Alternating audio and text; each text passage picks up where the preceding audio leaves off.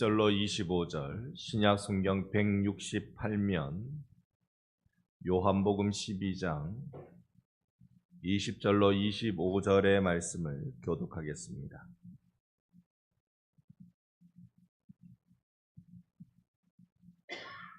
찾으신 줄 알고 제가 먼저 20절 봅니다. 명절에 예배하러 올라온 사람 중에 헬라인 몇이 있는데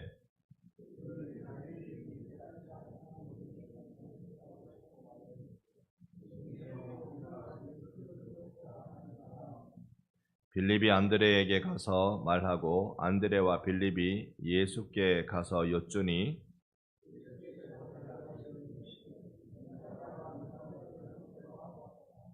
내가 진실로 진실로 너희에게 이르노니 한 알의 밀이 땅에 떨어져 죽지 아니하면 한 알 그대로 있고 죽으며 많은 열매를 맺느니라. 자기의 생명을 사랑하는 자는 잃어버릴 것이요 이 세상에서 자기의 생명을 미워하는 자는 영생하도록 보존하리라. 아멘. 오늘도 내 구주 예수의 십자가 그 길까지 가는 한 주간의 삶을 함께 걸어가는 여러분을 축복합니다. 새벽에 나와 주님의 그 걸음을 묵상하는 것, 그것은 이 고난주간을 맞이하는 우리에게 있어서 참 은혜의 시간이고 또 마땅한 시간이 될 줄로 압니다. 하늘의 순리라라는 말은 신불신간에 많은 사람들이 생각해보는 것들입니다. 하늘의 순리다. 하늘의 순리를 제일 잘 사람이 경험하는, 일상적으로 경험하는 건 농사인 것 같아요. 농사를 지으면 이 하나님의 일하심을 본다. 안 믿는 사람도 하늘이 있는 걸 느낀다. 그렇게 될 것입니다. 뿌린 만큼 거둔다라는 말씀의 진리도 농사만큼 정확하게 보여주는 것도 어디에 있겠습니까? 그리고 하늘이 다 주관한다. 일기예보 따라서 마음이 다 달라지는 게 농부의 마음이지요. 그러니 참으로 농사 짓는 것만큼 이 하늘의 순리를 경험하는 것 어디에 있겠습니까? 신학에서도 이것을 일반 계시다, 자연 계시다 그렇게 말할 정도입니다. 우리는 오늘 셋째 날 수요일을 맞이했습니다. 수요일은 그 이름을 하기로 은둔의 날이라고 그렇게 부릅니다. 침묵의 날이라고 부르는데요. 이날 예수님의 행적을 사실 성경에서 찾아볼 수가 없습니다. 그러니 오늘은 예수님은 아무 일 안 하시고 은둔하고 계신 것이죠. 쉬고 계시고 묵상하고 계시고 준비하고 계시는 날입니다. 무엇을 준비할까요? 사실 내일 목요일 예수님이 붙잡히시는 날이거든요. 최후의 만찬이 내일 목요일 밤입니다. 그러니 오늘은 그날들을 준비하고 은둔해 계시고 그러고 계시는 중에 있습니다. 그리하여서 오늘 우리는 이 수요일 아무 일도 안 하셨기 때문에, 아무 말씀도 안 하셨기 때문에, 하셨겠지만 성경에 기록하지 않았기 때문에 우리는 오늘 예수님께서 왜 오셔야 했는가에 대한 질문에 대답을 찾아보는 시간으로 오늘 말씀을 이어가고자 합니다. 당시에 예수님은 많은 사람들에게 이제 관심의 대상입니다. 어저께 성전에서 감람산에서 예수님이 수많은 강화들을, 논쟁들을 하시면서 이제 소위 예루살렘의 일약 스타가 되신 거예요. 안 그래도 그 전부터 병자를 고치고 고아와 과부의 위로자가 되시고 세리와 창기와 죄인들의 친구가 되신 예수님이시기 때문에 안 그래도 소문이 무성하게 이렇게 들려오고 있었는데 직접 예루살렘에 오셔서 종교 지도자들과 논쟁하시고 저 과부의 두 랩돈을 칭찬하시고 전혀 일반적이지 않는 많은 사람들의 가슴에 응어려진 걸 탁 터뜨려주는 그런 말씀들을 해주시니까 이제 예루살렘 여기에 6월절 이 절기를 지키러 몰려온 모든 사람들에게 대스타가 되신 거죠. 인기가 최고조에 다다랐습니다. 온 세상이 이제 예루살렘에 관심을 두고 있습니다. 오늘 우리의 본문 20절을 한번 보면 그렇습니다. 20절에 명절에 예배하러 올라온 사람 중에 헬라인 몇이 있다라고 설명합니다. 헬라인, 그리스 사람들, 그러니까 철학의 사람들, 그 사람들도 예수님을 보려고 지금 찾아오고 있습니다. 유대인뿐만 아니라 대다수의 유대인뿐만 아니라 소수의 헬라인들도 이 예수님을 보러 온 것입니다. 이렇게 된 상황을 누가 먼저 인지하고 있었느냐 하면요, 예수님을 따르는 무리들이 아니라 예수님을 거부하는 무리들이 인지하고 있었습니다. 바로 윗절입니다. 우리 20절 봤는데요, 바로 윗절을 세번역 성경으로 보면 이렇습니다. 그래서 바리새파 사람들이 서로 말하였다. 이제 다 틀렸어. 보시오, 온 세상이 그를 따라갔어. 그렇습니다. 다 틀렸다고. 이제 우리는 더 이상 뭐 할 말이 없어졌다고. 온 세상이 다 그분을 따라가 버렸다고. 그렇습니다. 지금 온 세상의 관심이 예수께 쏠려 있습니다. 그랬던 궁극적인 이유는요, 본질적인 이유는 예수님이 하늘과 땅을 지으신 창조주시기 때문에 그 창조주이신 예수께서 이 땅에 오셨기에 온 세상이 거기에 관심을 기울이는 것이겠지요. 온 우주가 놀라고 있습니다. 특별히 이 헬라인들이 왜 왔을까요?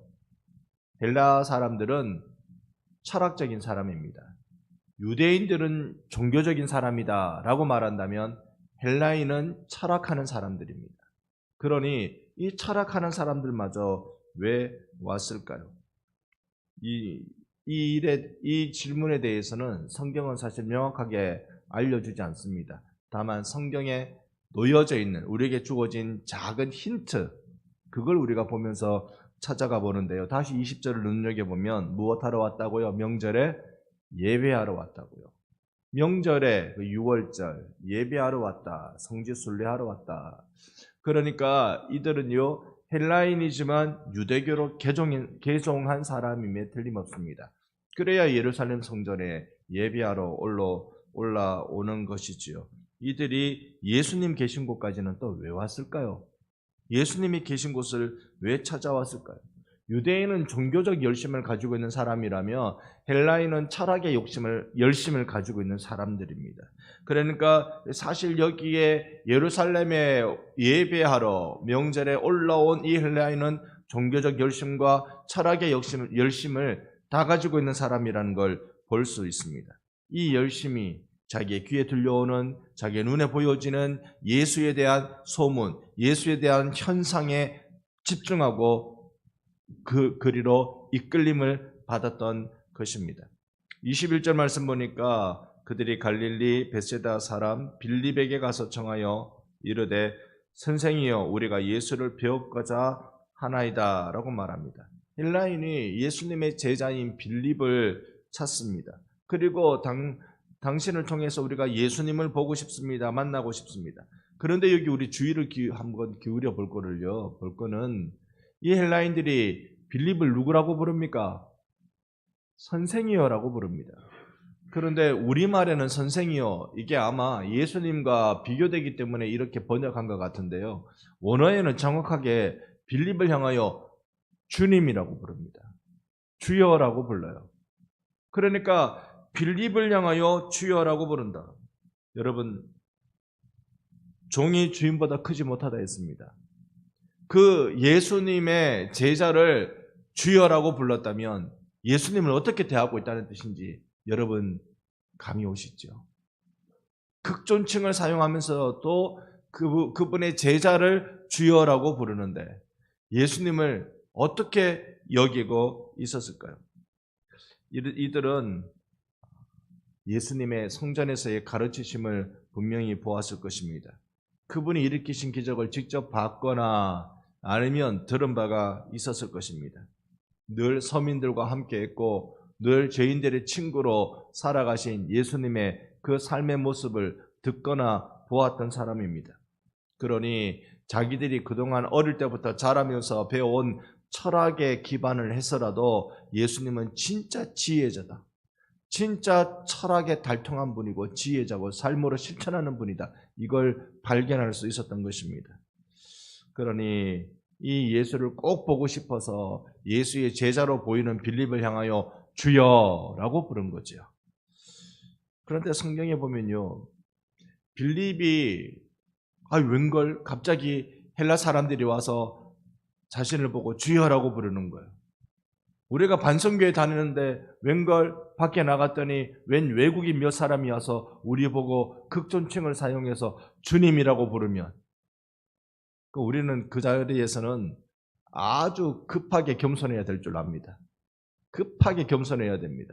빌립은 그게 아니었던 것 같아요. 이렇게 뭔가 좀 내가 예수님을 따라다녔더니 이게 좀 이만큼 되는가 보다 이런 생각을 했던 것 같아요. 성경은 바로 이 부분에 소위 초를 칩니다. 우리가 21절 봤지만 거기에 빌립을 딱 소개하는데요. 갈릴리 베세다 사람으로 소개해버려요. 이거 저 촌동네 어부 마을 비린내 나는 어촌에 거기 출신. 그러니까 빌립이 저 똑똑이들, 헬라 사람들 저 똑똑이들한테 선생님이라고 이름 불려지니까 이거 뭐가 좀 됐다 이제 싶은데 성경은 에이 너 갈릴리 베세다 사람 이렇게 나오는 거죠. 이 말은 빌립 착각하지 마라, 정신 차려라, 교만하지 마라 이런 것이죠. 사실 빌립은 이 상황을 좀 몽환적으로 누리고 느끼고 있었던 걸로 보여집니다.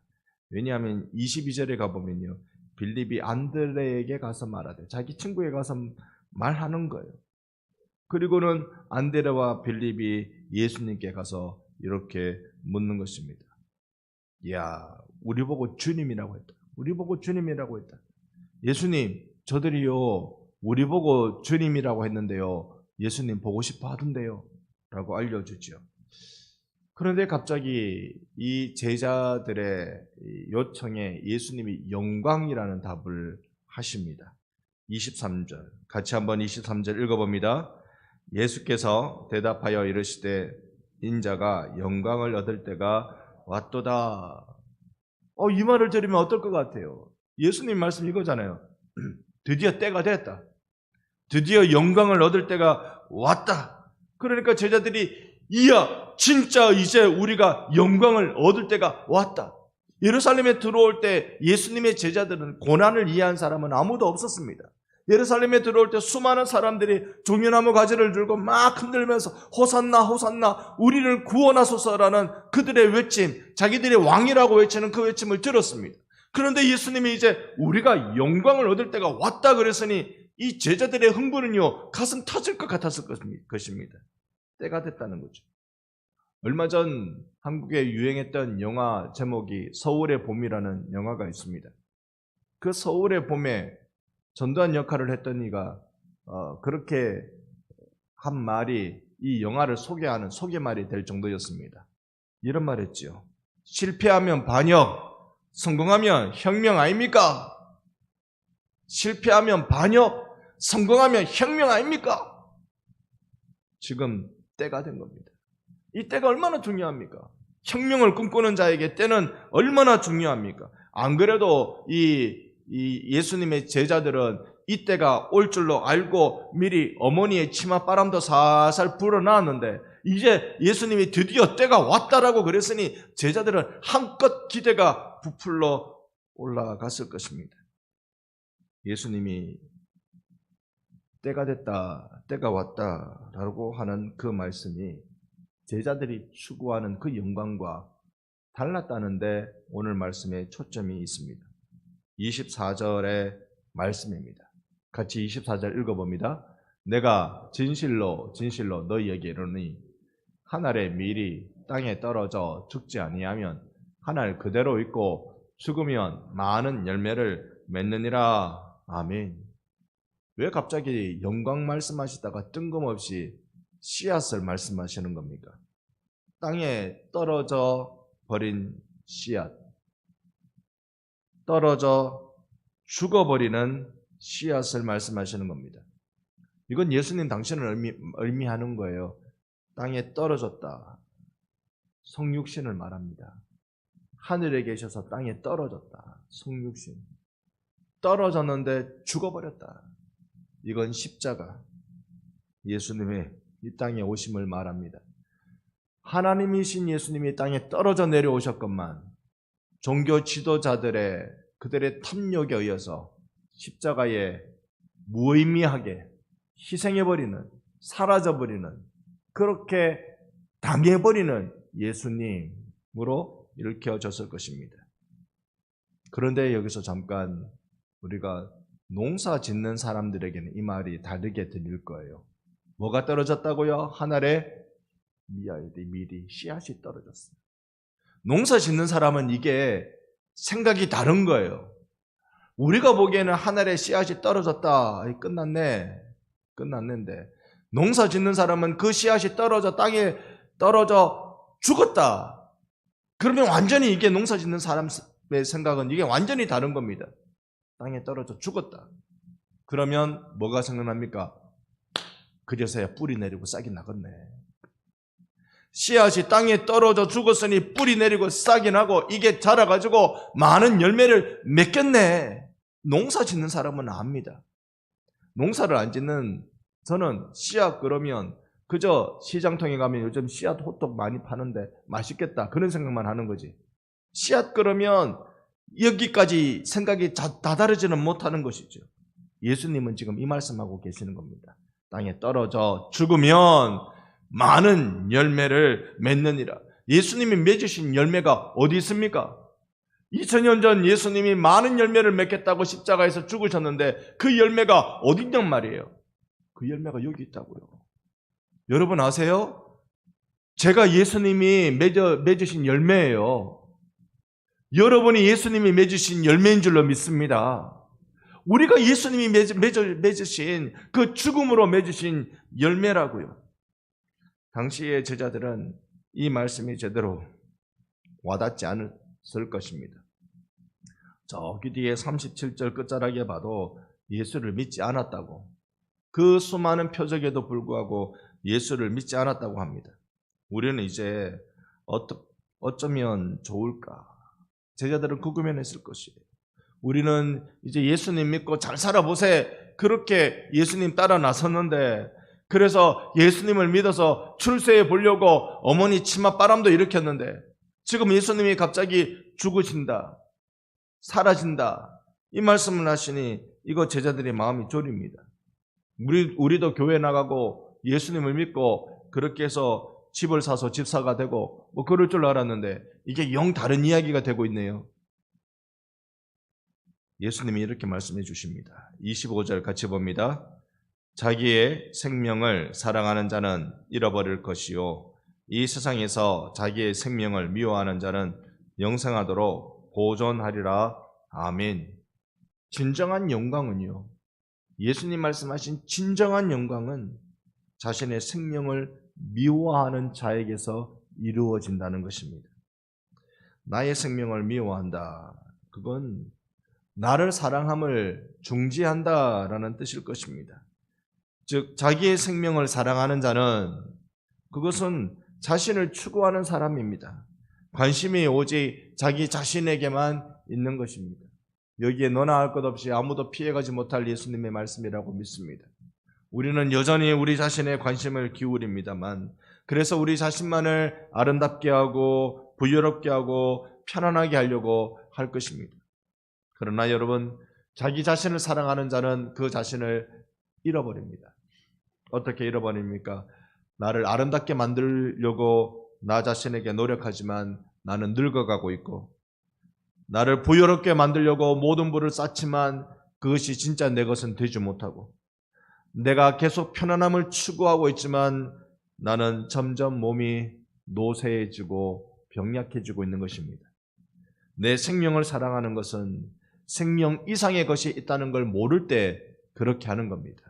생명 이상의 것을 모를 때 그 생명을 사랑한다고 붙들고 있습니다. 영생을 모르는 어리석은 자의 모습입니다. 자신의 생명을 미워하는 자, 그건 어떤 의미일까요? 자기를 부인하는 자라는 뜻일 것입니다.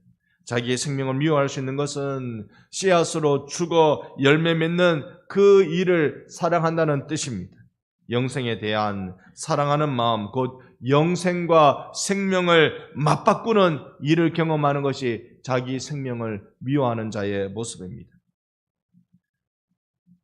오늘 우리는 이 고난을 품고 십자가의 죽음의 자리로 나아가고 계신 예수를 봅니다. 그 예수님이 땅에 떨어져서 죽어서 많은 열매를 맺으셨습니다. 지금 맺혀지는 이 감격스러운 생명의 열매들을 우리는 늘 보고 있습니다. 우리에게 주님이 손짓하고 계시는 것 아닐까요? 너희에게도 이 영생의 소중함을 보여주고 싶다는 것이겠지요. 영생의 기쁨을 주고 싶다는 것이 예수님의 마음이십니다. 우리는 십자가의 고난, 예수의 힘든 삶, 그런 이야기를 들으면 나는 거기에 포함 안 됐으면 좋겠다. 그런 연약한 마음이 생길 수도 있습니다.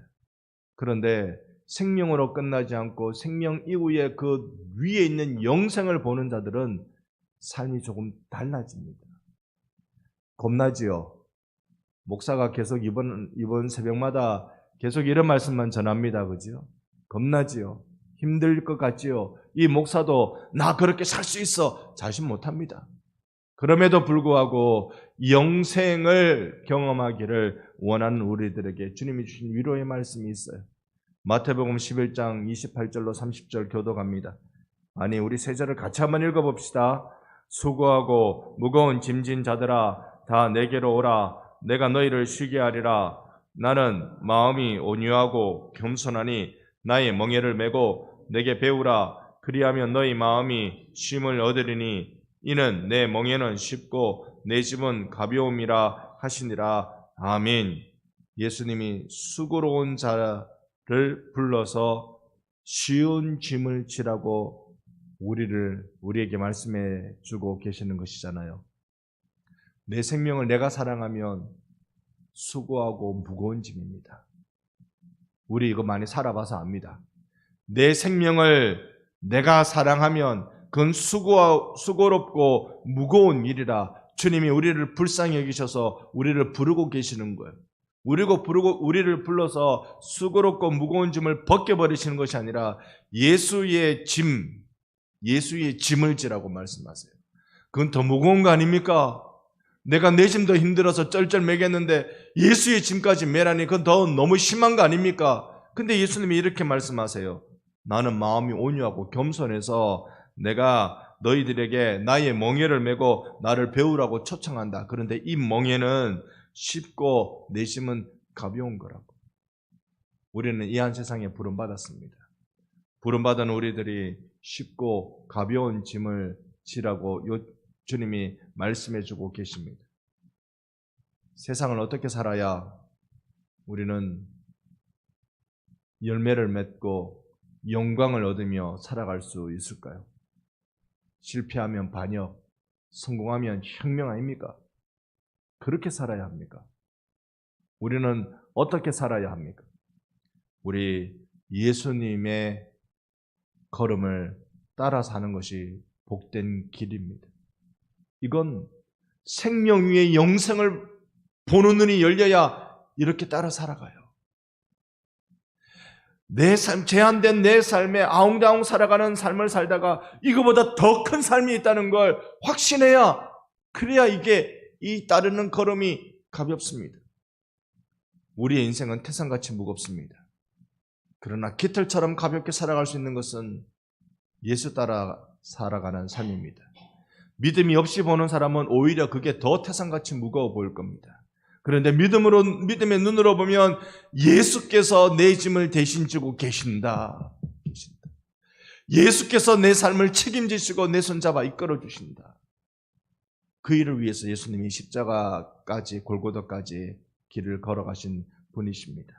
우리 오늘 그 주님 앞에 맡기고 오늘 태산 같은 무거움에서 깃털 같은 가벼움으로 나를 이끌어 인도하여 주옵소서. 주님의 말씀, 자기의 생명을 미워하고 영생을 취하는 우리 반성교회가 되기를 예수님의 이름으로 축복합니다. 아멘.